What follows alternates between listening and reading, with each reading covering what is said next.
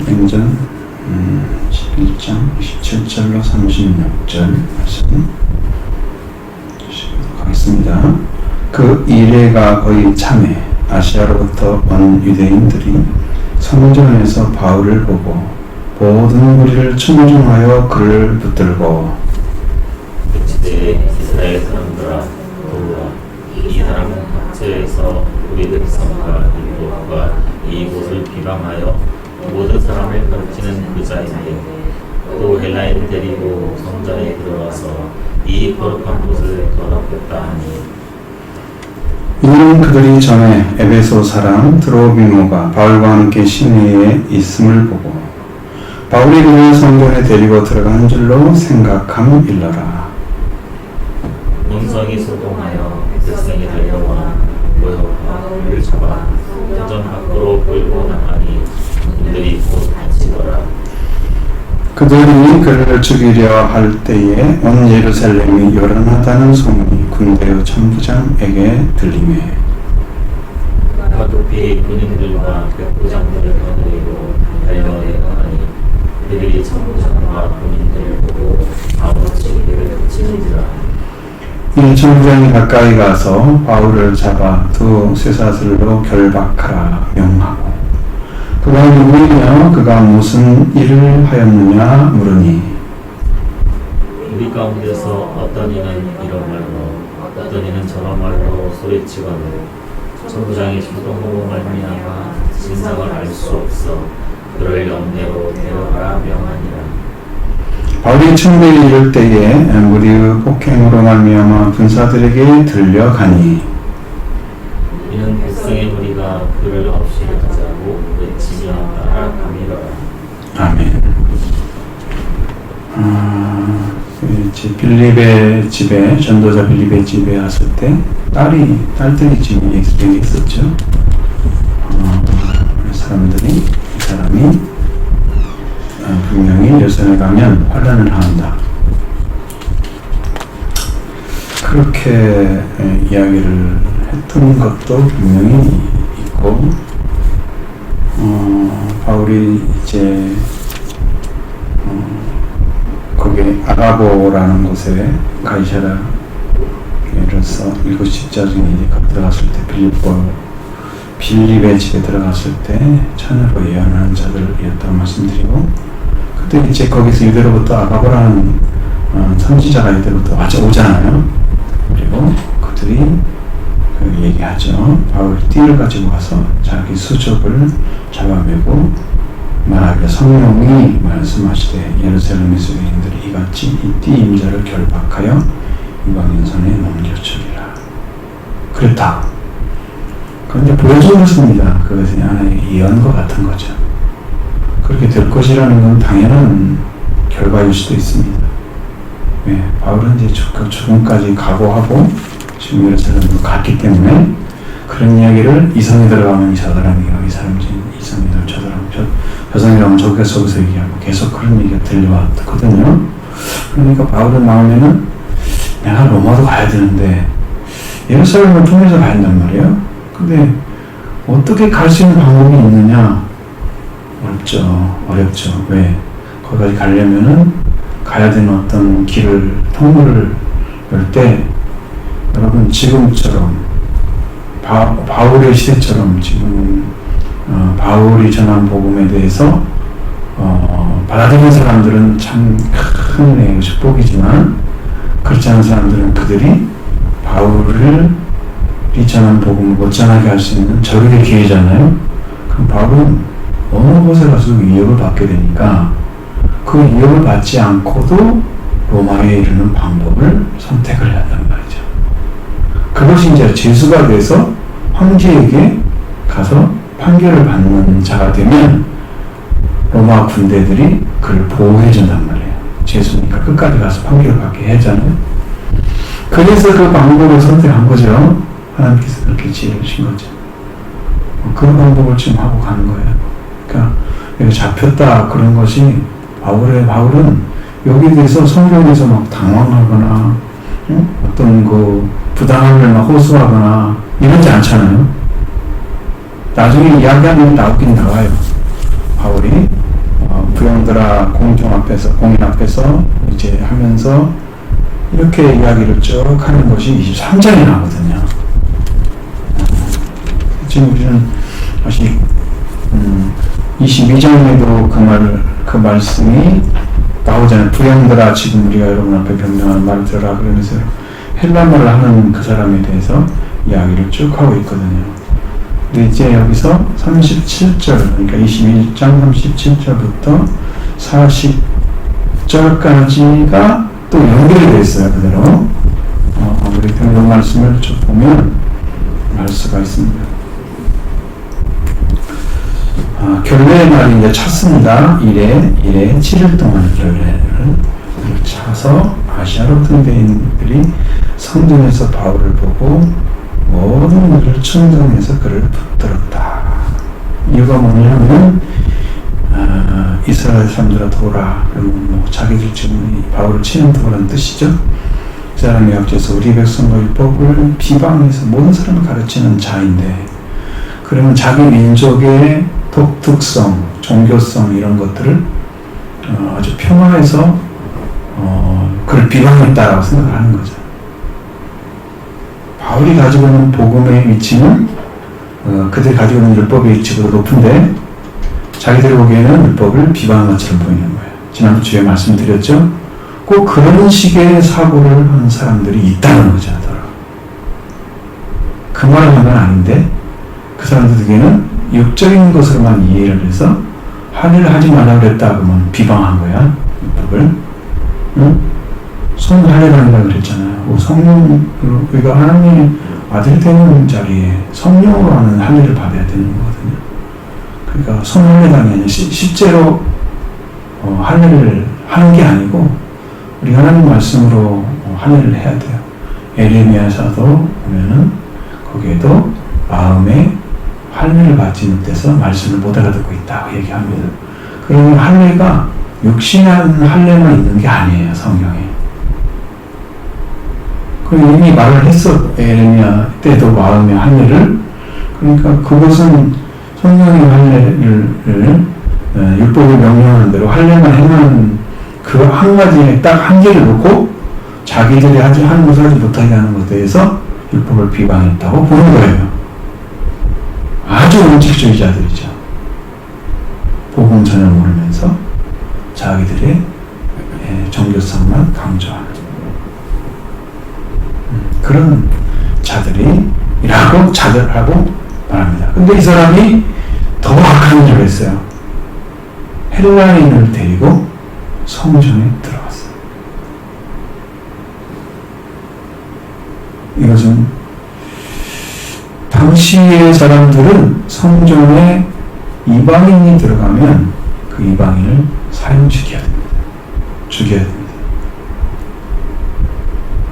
들어갔으면, 실제로 들어갔으면 어떤 일이 벌어졌겠어요? 그 들어간 이방인이 나타나잖아요. 그래서 이번 바울이 이 사람 데려갔습니다 라고 해서 그 사람을 쳤어야 되거든요. 지금 장면 안 나오죠. 그럼 데리고 들어간 게 아니라는 거죠.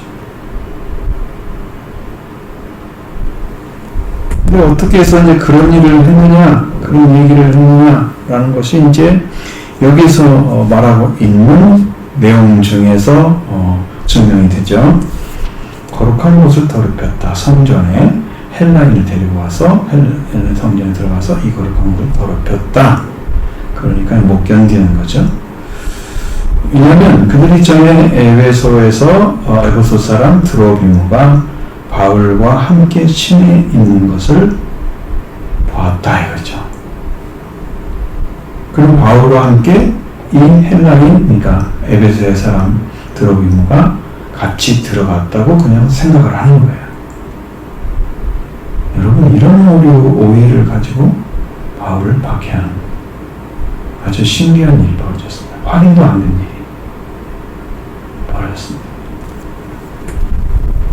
그럼 드로비모에 대해서 제가 이렇게 찾아보니까 이거 제가 독사를 해갖고 왔는데 여러분 이게 다 드릴 수가 없어서 드로빈이라는 말은 이제 교양이 있는 사람, 자양분 이런 뜻을 가지고 있는데 이 사람이 에베소의 지방의 그 그리스도인입니다. 이방인 그리스도인입니다. 사람이 마케도니아에서 드로아에 가서 마케도니아에서 드로아에 가서 포도의 일행은 도착을 기다리는 사람 중에 하나입니다. 20장에 나와요. 거기에 20장 4절에. 그럼 저기와 더불어서 아시아 지방 여러 교회를 대표해서 예루살렘 교회 이방인들을 보내는 헌물을 가지고 온 사람이기도 했습니다. 그러니까 바울에게는 굉장히 도움이 되는 정말 헌신적인 사람이었어요. 그런 분입니다. 그가 이방인이었다는 것은 바울이 그를 성전에 데리고 왔다는 혐의 때문에 소동을 일으켰던 것으로 증명이 되고 있어요. 이방인이 확실하죠. 에베소 사람이라고 말했으니까 당시 이방인이 성전에 들어가는 것은 사형으로 근무하고 있었습니다. 이방인은 성전에 들어가면 사형을 시켜야 되는 거예요. 그러니까 애들은 얼마나 이방인을 천하게 여긴지 알겠죠. 짐승처럼 본다는 거 알겠죠. 대인들은 괜찮은 거야. 드로미가 병들어서 밀레드에 남겨졌다는 그 마지막 말씀이 디모데서 3장, 4장 20절 나오는데 어쨌든 그렇게까지 바울에 충성된 사람이 없었어요. 이 드로미가 굉장히 중요한 사람이라고. 자, 그분이 아시아의 사람이었어요. 아시아. 여러분 지난번 제가 이제 거기 지도에 아시아 나왔잖아요. 그 아시아에 거기 찾아보면 이제 에베소가 나왔을 거예요. 제가 빼버렸습니다. 지난주에 붙여놨는데 이번 주는 이제 옛날 정통교단과 이단 교단에서 쓴 그런 내용들 그렇죠. 또는 그 위에다가는 엉겅퀴와 가시나무 그림을 위에다 집어넣었죠. 보셨나요? 그냥 풀 중에 있어도 이제 가시가 달린 풀이 엉겅퀴예요. 얼마나 도전적인 존재라고 보여지는 성경에. 그러니까 가시가 났다. 가시나무 자체는 가시가 난 거고 풀 자체도 가시가 나서 그걸 뽑기도 너무 힘들고 고통스럽게 하는 그런 존재가 태어난 거죠. 그러니까 땀을 흘려야 네가 먹을 것을 먹고 평생 동안 그렇게 일하다가 흙으로 돌아와. 너는 흙인 흙으로 돌아와. 그렇게 저주는 사람이 인생이 끝나잖아요. 대항하는 세력으로. 그런 존재를 여러분들 말씀드리려고 하는데, 자, 여기에 들어오는 사람에 대한 이야기가 그들의 이제 사람들에 의해서 실제로 들어갔다고 성전에 들어갔다고 거룩함을 넓혔다고 생각을 하고 있는 그들의 모습은 참으로 어처구니 없는 실수를 하고 있는 거죠. 그런데 그 사람들은 바울을 그렇게 해서 막 때리잖아요. 오해를 하고. 그래도 바울한테 와서 한 번도 미안하다고 하지 않아요. 바울이 정말로 고난받는 사람의 표본이에요. 예수 그리스도 외에. 막 주먹으로 치고 막 그랬을 거란 말이죠. 발로 차고 막 그랬을 거란 말이죠. 이유도 모르고 맞아요. 왜 때리냐고 말을 못해요. 근데 맞아요. 바울은 예수 그리스도의 흔적을 몸에 가지고 있었다고 얘기하죠. 고통을 받는 사람이었어요. 그러니까 이게 왜 그렇게 그분은 자기를 고통받는 사람을 합당하게 여기느냐. 그게 예수 그리스도에 대해서 너무나 깊이 알기 때문이에요. 바울이 알고 싶어하는 것들은 두 가지 성경에 나오죠. 예수 그리스도와 그리스도의 부활의 권능과 그의 고난에 관해서 알고자 했다. 고난 그게 껴져 있어요. 그 흔적을 바울은 가지고 있는 거죠.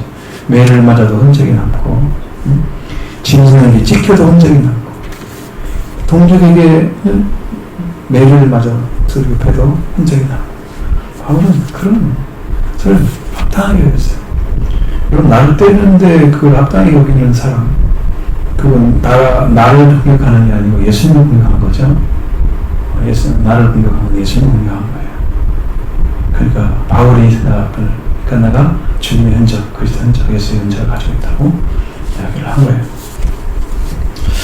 그런 고난의 사람의 옆에 이 사실이 여기에서 보여지고 있습니다. 이제 그렇게 해서 언성의 소동에서 백성들이 달려와서 바울을 붙잡아서 성전 밖으로 끌어냈습니다. 성전 안에 들어가면 성전 밖으로 일주일 걸린다고 이방인에서 돌아왔으니까 일주일 동안 결례 기간이 끝나고 성전에 들어간 거잖아요. 그러니까 그거 들어오는 마음부터 들어가서 생각하는 거예요. 근데 못 찾았다는 사람이 그러니까 이방으로 들어갔다고 데려가서 들어가가지고 바울을 막 끌어내는 거예요. 성전 안에서. 이 수모가 어쩌겠어요? 하나님 사랑했어요. 좀 아프겠죠? 끌어내니까 문이 곧 닫혔다. 그러는데 바로 옆에 뭐라고 그러냐면 그들이 그를 죽이려고 할 때, 죽이려고 했단 말이에요. 참 고통스러움 중에서 죽음의 마지막이잖아요. 죽음이 매를 맞고 피를 흘려도 죽지 않은 아직 아니죠. 죽이려고 했단 말이에요. 매마고 피나고 이런 것들은 중요하지 않아. 목숨을 끊어버리려고 하는 거니까. 그렇게 도전하고 있는 사람들이. 오늘 예루살렘이 소란하다는 소문이 천부장에게 들려오는 거예요. 얼마나 시끄럽겠어요? 그들이 바라보는 시각은 예수 그리스도를 믿는 사람들이 이제 행하는 것들에 대한 그 정반대에 대항하고 싶은 생각들. 그러니까 예수님을 여러분 죽이려고 하는 존재들이 어떤 사람이냐면 예수님을 안 믿는 사람들이었어요. 저는 그 말이 무슨 말인지 몰랐어요. 내가 아버지께 들은 바 진리를 전하려 하는데 너희를 나를 죽이려 하는도다. 저 사람들이 안 믿고 그렇게 한다고 해서 예수님을 죽이려고 한다고 왜 느꼈을까라고 느꼈거든요. 그런데 제가 최근에 그걸 알았어요. 안 믿는 사람이 그렇게 그 행동을 하면요 생명에 위협이 와요. 영적으로. 여러분 못 느끼셨지만 나는 잘 봤어요. 그래서 이것은 주님이 이런 것을 느끼셨구나. 안 믿는 사람에 의해서 불신자에 의해서 생명의 위협을 받는구나. 그 죄를 알아진 거예요. 그 예수님 말씀이 실제로 이제 그렇게 되는 것을 알게 된 거예요. 주님은 생명의 위협을 늘 받고 있었다. 왜? 안 믿는 사람이 소통이 안 되고 거기에 불행하게도 그들은 반대자리에 서서 예수님을 공격하고 있는 그들 때문에 이 영이 박해를 받고 있는 거예요. 영이. 예수님. 그 마음이 와요. 근데 그 안에 들어오면 사탄이에요. 사탄이 위협을 하는 거예요. 불신에 의해서. 그 영으로 와요.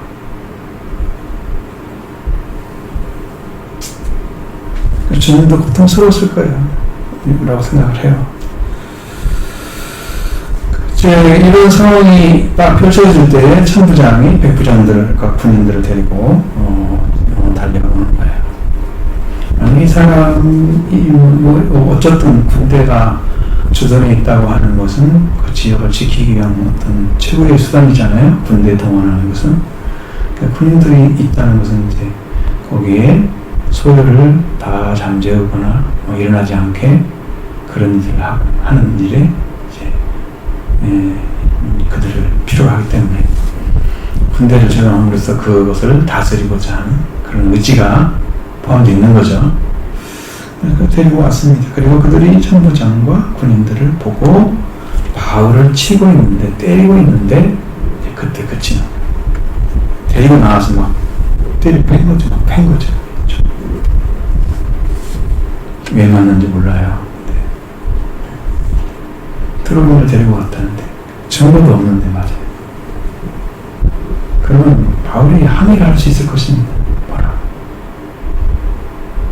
항의를 하게 돼서 여기 논쟁이 생기면 바울은 괜히 논쟁꾼이 되어버리고 실제로 예수 그리스도의 복음은 전하기 좀 어려워지죠.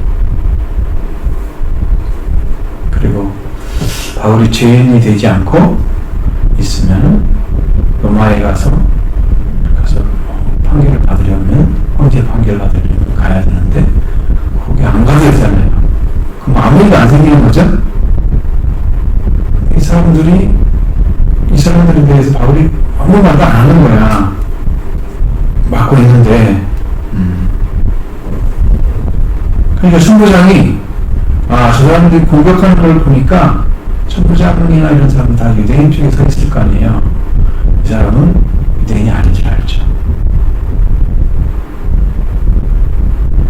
그래서 바울을 잡아서 두 쇠사슬로 결박하라 이렇게 명령을 내려서 그가 누구이며 무슨 일을 하냐 라고 물으니까 바울이 대답하는 게 아니고 사람들이 우리 가운데서 사람들이 이야기하고 저렇게 얘기하고 막 얘기하는 거야.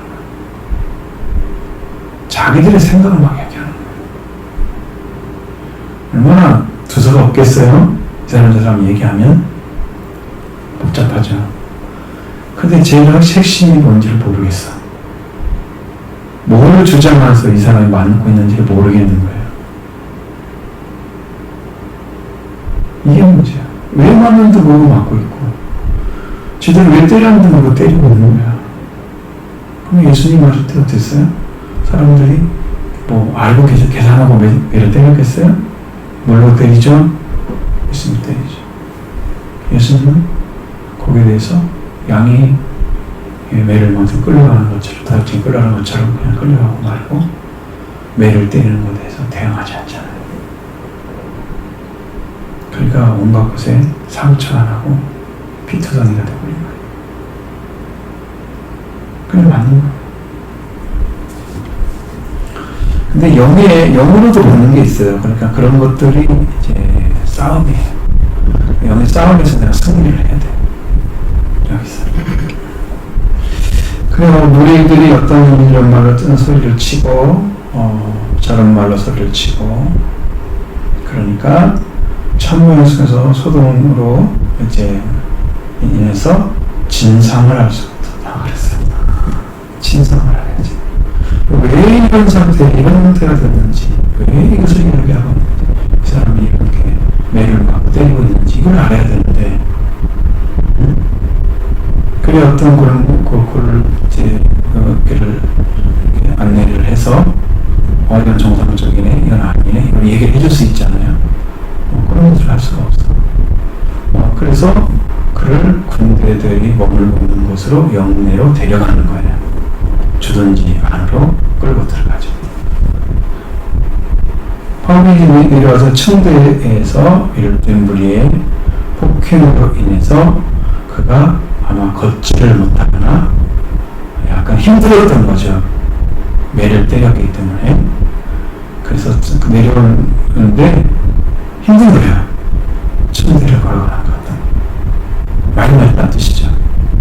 아예 그냥 인정사정 보지 않고 저를 펴놓죠. 무자비합니다.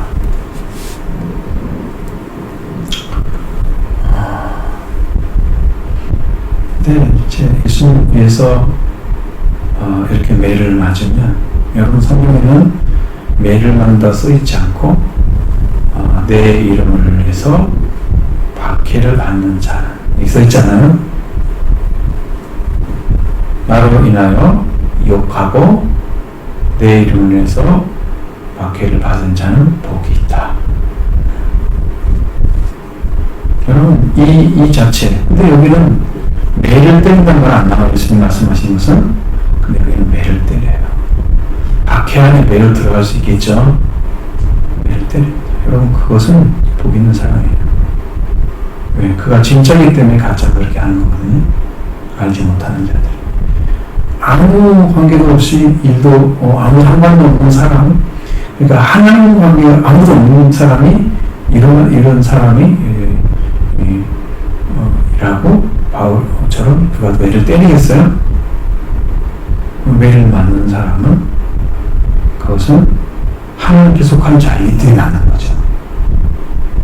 여러분 말씀에 대해서 공격을 당하는 것은 내가 믿기 때문에 공격을 당하는 거예요.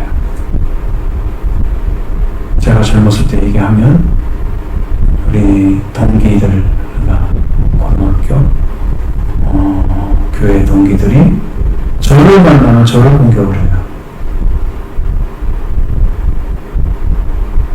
똑같이 믿었는데 뭐 믿은 시간들이 비슷하니까 저를 공격을 하는 거야.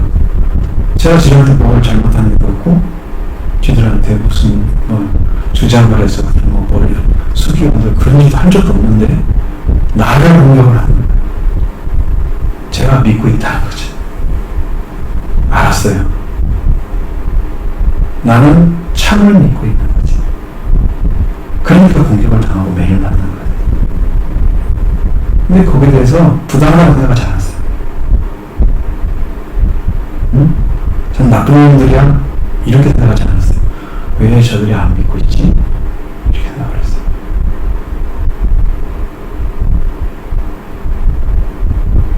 그리고 제 한 친구가 이것도 이제 간증 같은 건데 얘기했어요.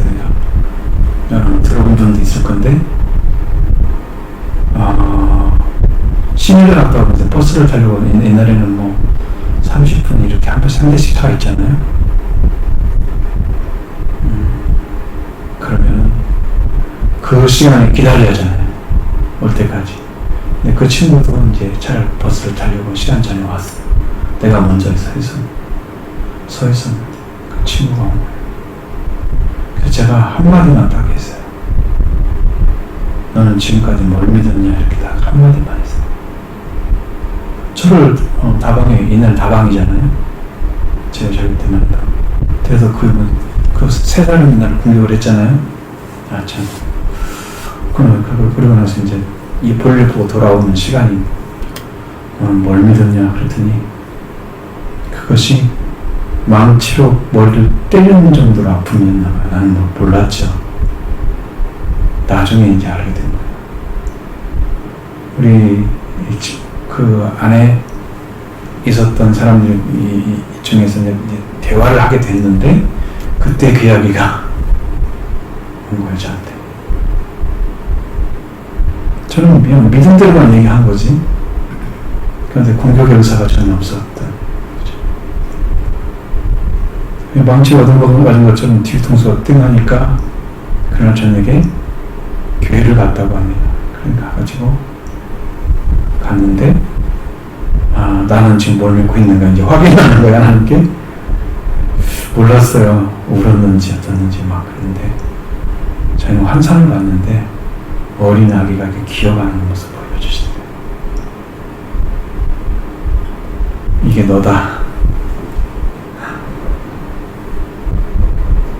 그렇잖아요. 그럼 공격 받는다고 해서 제가 위축당하거나 그러지 않아요. 왜냐면 이게 제 것이 아니기 때문에 주님 주신 거기 때문에 당당하죠.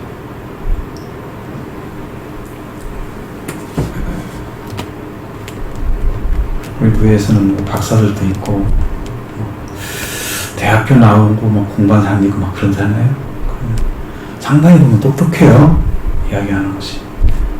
제가 이제 아는 장로님 중에서 교수님이 계셨어요. 지금 우리 제가 일하고 있는 그 부서에 교수님이 계신 장로님이신데 똑똑해요. 저는 귀 하나도 좋지 않습니다. 그 사람들한테. 복음이기 때문에 당당하죠. 제가 할 말은 당당하죠. 누구한테도 뒤죽지 않죠. 어떤 사람 앞에서 복음을 가졌기 때문에. 그리고 당하는 것에 대해서 아파하지 않아요. 만약에 아픔이 있다고 하면 이렇게 생각하셔야 돼요. 주님도 이렇게 아파하셨을 거야. 그림었을 때 주님이 이렇게 아팠었겠구나. 그러니까 아픔이라는 것이 내 아픔이 되지 않고 상대방의 아픔이 내 아픔이 되는 거예요. 상대방의 아픔이 내 아픔이 돼요. 그럼 내가 아파하잖아요. 그러면 그 아파하는 것이 바로 상대방의 영을 생각하기 때문에 아픈 거예요. 그러면 내가 그것이 영으로 보면 내가 구원을 받은 사람이 증거예요. 어떤 일을 당해도 마음에 슬픔도 없이 고통도 안 당하고 아무렇지 않은 것처럼 살 수 없어요. 어느 때는 아픔으로 다가오잖아요. 그러면 저 신령도 아프겠구나. 힘들면 이해가 되죠? 그것이 구원이에요. 구원받은 사람이에요. 구원받은 사람은 알 수 있어요. 그 아픔을 봐요. 그 차이. 아마 바울도 이런 아픔이 있었지 않을까요? 이렇게 맞았을 때 아무것도 모르고 그냥 맞는 거잖아요. 그럼 생각하는 이유가 그 사람이 진작이에요. 바울한테 설명한 적이 없어요. 그냥 모르고 맞는 거잖아요. 그럴 것입니다. 그렇게 맞아가지고 걸어갈 수가 없는 거야. 그냥 군사들이 들고 다니. 들고 가는 거야. 그리고 이 백성들이 무리를 없이 하자 외쳤기 때문에 그들이 드러나게 보여가지고 또 바울을 치러 들어올 수 있으니 이것도 막아줘야 하잖아요. 두 가지 목적으로 그렇게 하고 있습니다. 자, 여기에서 이제 37절부터 40절의 말씀 끝까지 한번 쭉 보겠습니다. 바울을 데리고 영내로 들어가려 할 그때에 바울이 성장에게 이르되 내가 당신에게 말할 수 있느냐 이르되 네가 헬라 말을 아느냐. 그러면 네가 이전에 소유를 일으켜 자격 4,000명을 거느리고 광야로 가던 애굽인이 아니냐. 바울이 이르되 나는 유대인이라 소읍이 아닌 갈릴리아 다소 시의 사람 시민이니 청컨대 백성에게 말하기를 허락하라 하니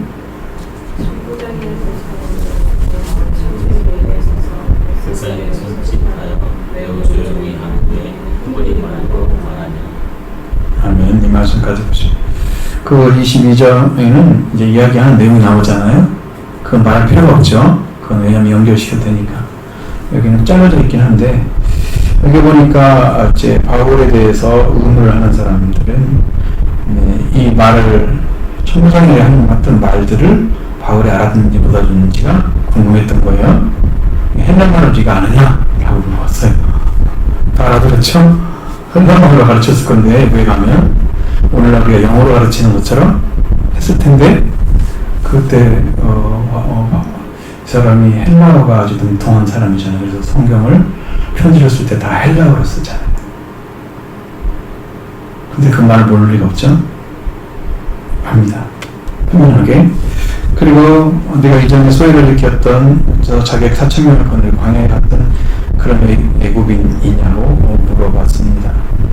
이건 이제 어디에 나오냐면 요세푸스가 유대 역사를 썼는데 그 유대 역사기에 나오는 거예요. 기원 54년경에 3만의 무리를 이끌고 감람산으로 올라가서 폭동을 일으킨 후에 애굽의 거짓 선지자에 대해서 기록하고 있습니다. 애굽의 거짓 선지자가 그런 일을 했다 기록되는데 네가 그 사람 아니야? 라고 물어본 거예요. 어림도 없는 얘기죠. 그러니까 바울이 이제 조그마한 도시나 시골 사람이었으면 지금 당할 수도 있습니다. 그런데 바울이 갈릴리아 다소시의 시민이다. 어디 유대인이라 나는 유대인이고 소비라면 작은 도시를 말하죠. 작은 도시가 아닌 갈릴리아 다소시의 시민이다. 아니 그런 떳떳한 사람이다라고 자기를 설명합니다. 저도 전도 사람이다 그러면 괜찮겠죠. 그래도 옛날에 어떤 우리 우영석이 하던 분이 저쪽 관천수 분인가 그랬어요. 그 목사님이. 네? 어디 산다 그러면 전세 산다 그러는데요. 관천에 산다고 하면 엄청 깔로울 거 아니에요. 그럼 저 먼저 어디 사냐 이렇게 물어보면 이제 저쪽에 임시로도 들어가서 조금 떨어진 곳에 거기에 살고 있다. 이렇게 얘기하는 겁니다. 그러면 별로 보지가 않다는데 사람들이 그런 거예요. 근데 여기 사람도 이 시골에 왔다고 상당히 무시하는 경향이 있거든요. 그럼 5시 사람이다. 이러면 이게 심시 못해요. 쉽게 말 못해요. 아, 그 시골 사람 아니네. 공부도 하고. 그리고 천부장이 이럽니다. 청컨대 백성에게 말하기를 허락해라 달라고 드디어 입을 열었어요. 바울이. 그래서 천부장이 허락을 해주고 바울이 청대기에 서서 백성의 손짓에서 조용히 좀 하세요. 그리고 이제 히브리 말로 얘기를 하는 거야. 전에는 헬라어만 썼었는데 히브리 말. 여기에 기록된 말은 헬라어로 번역을 해놨어요. 히브리 말로 얘기를 했는데 히브리 말로 쓰지 않고 헬라어로 번역을 해놨어요. 히브리 말로 한 것을 헬라어로 다시 번역을 한 거야. 그러면 이 번역을 한 누가도 굉장히 똑똑한 사람이죠. 그걸 몰랐으면 이 번역이 안 될 텐데. 자, 이야기를 했습니다. 여러분, 이것이 다음 주에서 의심도 마찬가지죠. 어쨌든 바울에게 변명할 기회가 좀 찾아왔습니다. 그러면 필요한 얘기들을 쭉 하겠죠. 그리고 자기가 어떻게 사도가 됐는지에 대해서 그런 관점들을 해서 그들의 그 이야기를 쭉 하고 수다간 이야기도 하고 이렇게 하면서 그들에게 필요한 얘기들을 다 할 거예요.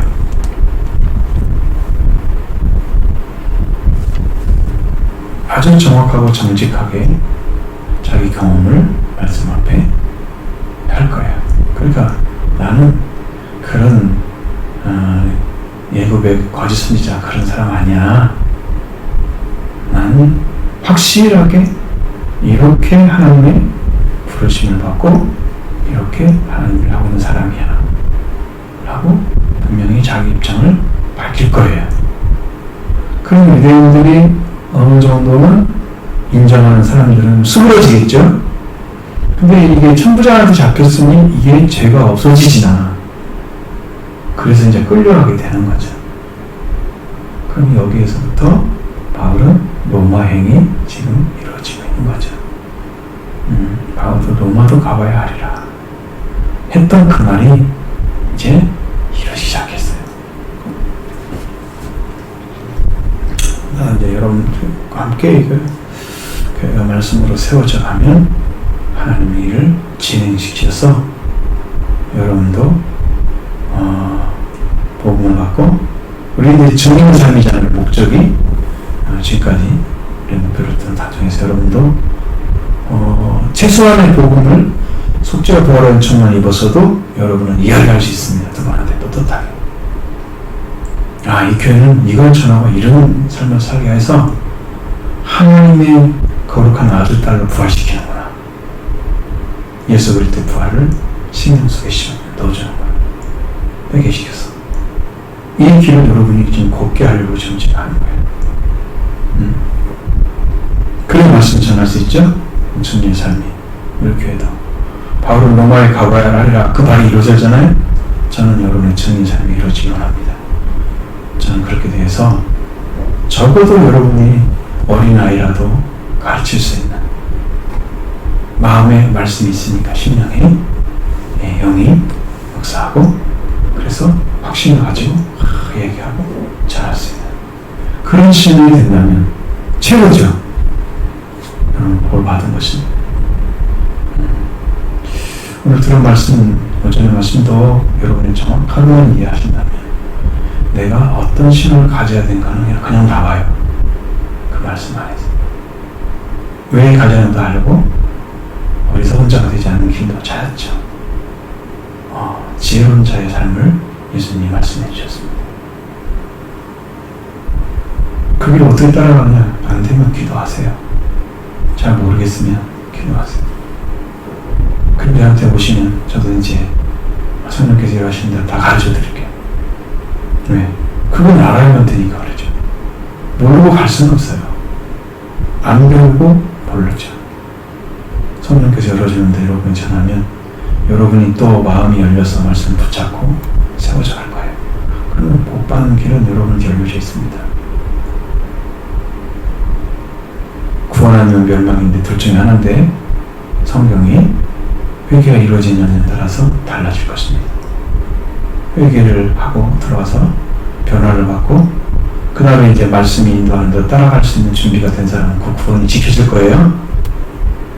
회개가 안 되고 아무 일도 안 한 사람은 구원받을 기회는 주셨는데 한 명씩 받은 거죠. 땅에다 묻어놓은 것처럼 말씀 행하지 않고 그걸로 인해서 마지막 시험 때 그냥 한 번 딱 쳤는데 그냥 와장창 무너지는 인생이 허무하고 아무것도 안 남는 구원을 잃어버리고 멸망으로 들어가서 완전히 이제 영원벌을 받는 재앙에 들어가는 거예요.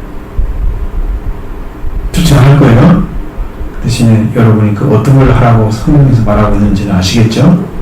그러니까 여러분 정실하게 따라가시기 바랍니다. 이것은 주님께서 원하시는 것입니다.